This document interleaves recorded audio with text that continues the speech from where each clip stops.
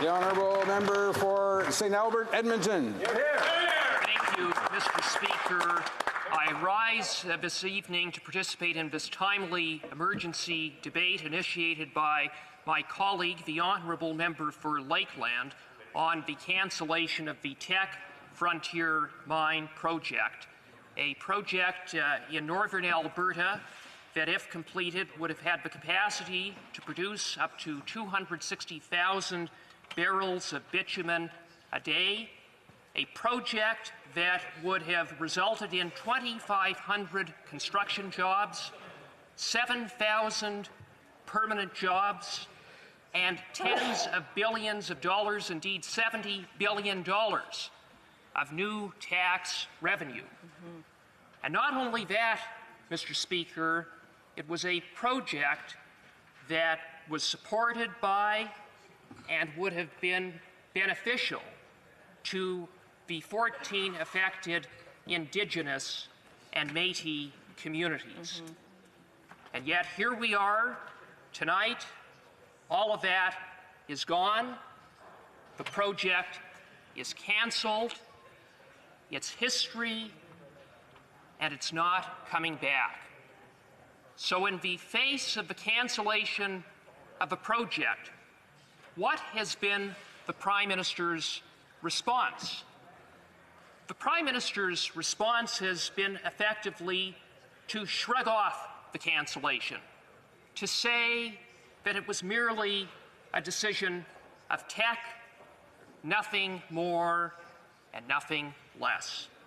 Well, Mr. Speaker, the vast majority of my constituents, the vast majority of Albertans don't buy the Prime Minister's explanation.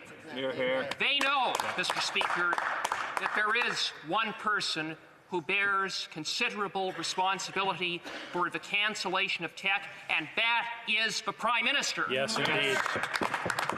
Speaker, let's look at the facts. Teck went through all of the regulatory hurdles. The Joint Review Panel gave it the green light all the way back in July of 2019. Exactly.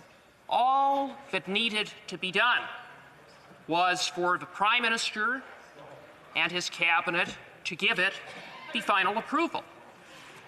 So what did the Prime Minister and his cabinet do? Well, Mr. Speaker, they divered and delayed month after month after month, undermining investor confidence. Yes. Then, more recently, Mr. Speaker, they sent the signal that they were seriously contemplating killing the project altogether. Killing a project that not only would have resulted in thousands of new jobs, billions of dollars of new tax revenue, that would have gone some way to restoring investor confidence that has been sorely lacking and undermined thanks to this Liberal government's policies.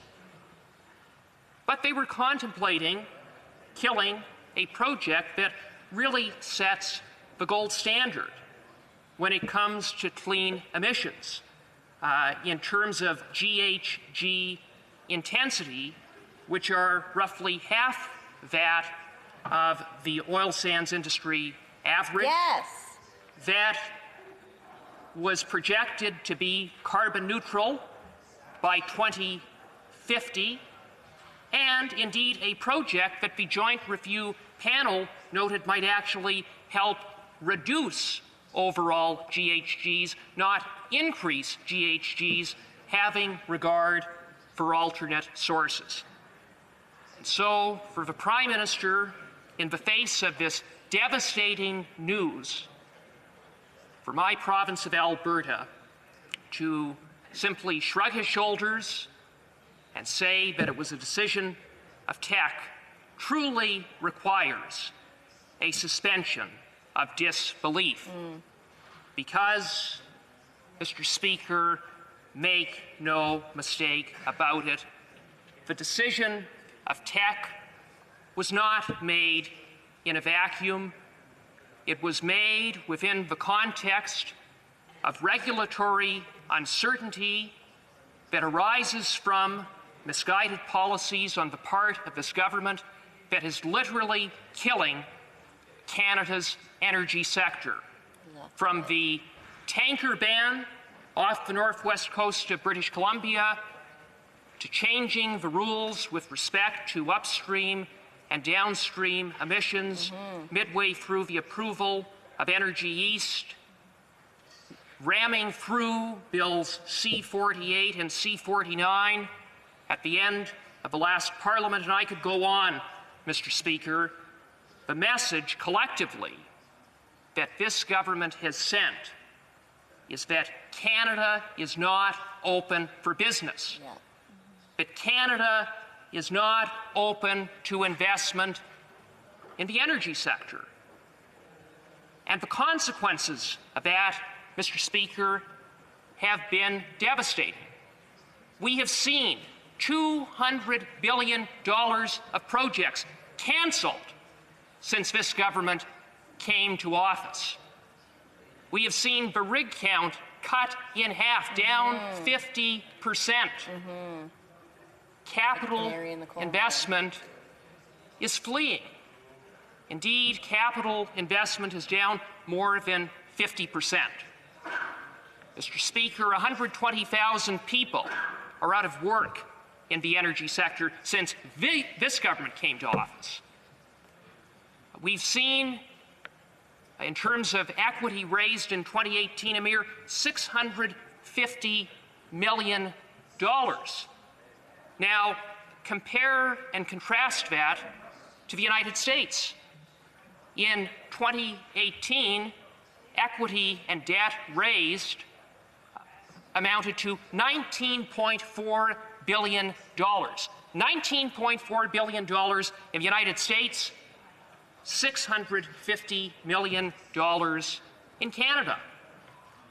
And in the United States, which is open to business, which is open to investment in the energy industry, investment has skyrocketed, production has reached record levels, and for the first time in U.S. history, the United States is energy independent. And the biggest so much for the sorry excuses across the way. I heard one member say, well, industry could just move ahead with projects, but they're choosing not to. Well, Mr. Speaker, it's not that they're choosing not to move ahead with projects, it's just that they're choosing to go elsewhere. To go to the United States, to go to other jurisdictions around the world that are saying, we're open for business, while this government shuts down Canada's most vital sector of the economy. The number of companies that have divested from Canada and are divesting from Canada in the energy sector as we speak are too long to list. Mr. Speaker, so in the face of that, what does the Prime Minister not get? How much is it going to take? How many more projects are going to be cancelled? How much more investment is going to flee this country? How many more people have to be laid off? How many more people have to, frankly, give up hope because they've been unemployed for the last several years? You talk about the social impact it has on families who are devastated.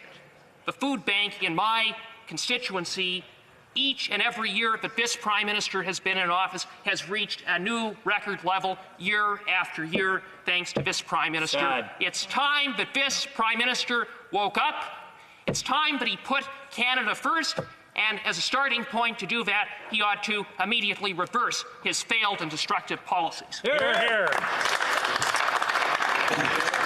Questions and comments. The Honourable Member for Malpeque. Thank you, Mr. Speaker, and I listened quite closely to the member for St. Albert, Edmonton, and you know, to take the approach in this place to lay all the blame on the Prime Minister is just absolutely plain ridiculous. You know, the CEO of Teck Frontier said clearly the market was the major part of the reason why they closed. But I want to read a quote, Mr. Speaker, from Teck Frontier's, from the CEO's letter. He said, "Frontier, however, has surfaced a broader debate over climate change and Canada's role in addressing it. It is our hope that withdrawing from the process will allow Canadians to shift to a larger and more positive discussion about the path forward." Well, we haven't seen that positive discussion here tonight from the opposition at all. Yeah. You know, there is real issues out there. And the member blames the Prime Minister. Well, let me tell you, the Prime Minister's response came long before this decision by Teck Frontier. It came in the previous budgets that we made and passed in this House, where we tried to bring the environment and the economy together. It came for an area that we get a lot of criticism on, by the Prime Minister supporting and purchasing Trans Mountain Pipeline so we can get product to a different market than the United States of America, and perhaps get rid of the Alberta discount, which is costing this country $587 billion a year. The Prime Minister has been responding. He's been trying to move forward. Order. The honourable member for St. Albert, Edmonton. I want to thank the honourable member for Egmont, who I'm very privileged to serve on the Finance Committee with, for his speech. Yeah, Mr. Speaker, I say to the member, is it such a coincidence that we have seen all of the investment that has left this country since this government came to office? Is it a coincidence that $200 billion of projects have been cancelled since this Prime Minister came to office? Yeah. Is it a coincidence that the Northern Gateway pipeline was killed since this Prime Minister came to office? That Energy East was cancelled when this Prime Minister came to office? That we have seen this government create so much uncertainty that they've had to buy a pipeline, the cost of which is skyrocketing every day. Mr. Speaker, I say it's not a coincidence. It's directly as a result of policy. Question commentaire. L'honorable député de Lac-Saint-Jean. The honourable for Lac-Saint-Jean. All I see tonight is debate that is intense, yes, but confrontation. It's not the fault of my friends from Alberta. It's not the fault of my friends from Quebec or from Ontario. It's the fault of the government that preceded all the people here tonight. Mr. Speaker, in the 70s and 80s, the government invested billions of dollars in the oil sands in Alberta. And today, what's happening is that these people are stuck. They have no more jobs. And that's not the right way to operate. And I think that eventually they'll understand that they have to move out of the Federation in Alberta, like Quebec wants to. And my question for my honourable colleague is, well, we'll talk about transfers later, but Mr. Speaker, does my honourable colleague think it would be much better outside of the Federation, like Quebec should also be? Mr. Speaker, I'm a proud Canadian, and I support and will do everything I can to stand and support Canada. And what's so distressing is to see the disunity that this Prime Minister has created as a result of his policies. Well, good for you, Mike. Questions and comments. The honourable member for... I know. Cowichan, Malahat, Langford. Thank you, Mr. Speaker, and I thank my colleague from St. Albert, Edmonton, who I do have a lot of respect for, because I served with him on the Justice Committee. But, you know, I noticed the price today of West Texas Intermediate was at $50 a barrel.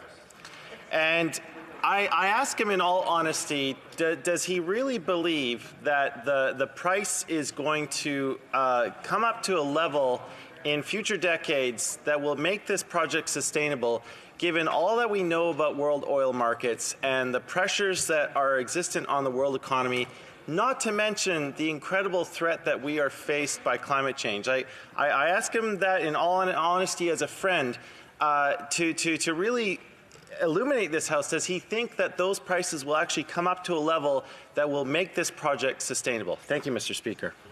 For St. Albert, Edmonton. Mr. Speaker, I want to thank my friend from Cowichan, Malahat, and Langford for his question. I'll give a very simple answer to him when he talks about the price. I would note that the price was the same in July, and at that time, Teck had every intention of moving forward. Yes. Resuming debate, the honourable member for Saanich Gulf Islands. Mr. Speaker, and I'm